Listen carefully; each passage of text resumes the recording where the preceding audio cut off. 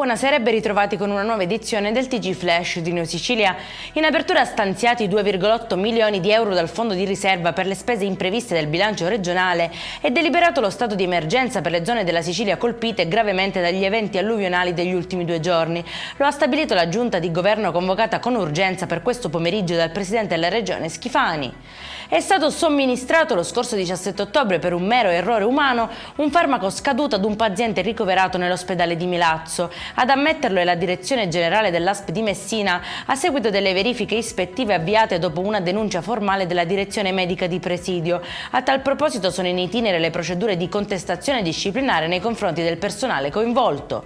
Disavventura a Palermo per una disabile di 65 anni che è finita con la ruota della sua sedia a rotelle in una buca ed è caduta rovinosamente a terra. La donna è stata portata in ospedale con il volto spaccato e un trauma facciale. Dopo la relazione della polizia si avvierà la pratica di risarcimento danno, l'ennesima per le tante buche presenti sui marciapiedi e strade in città. Un affiatato trio di mano lesta composto da un uomo e 2 donne, tutti originari di Catania, è stato smascherato e denunciato per furto aggravato. I 3 malviventi, già noti alle forze dell'ordine per reati contro il patrimonio, avevano scelto come ultima vittima la proprietaria di un negozio in via Messina, ma il loro piano è andato in fumo e sono stati incastrati.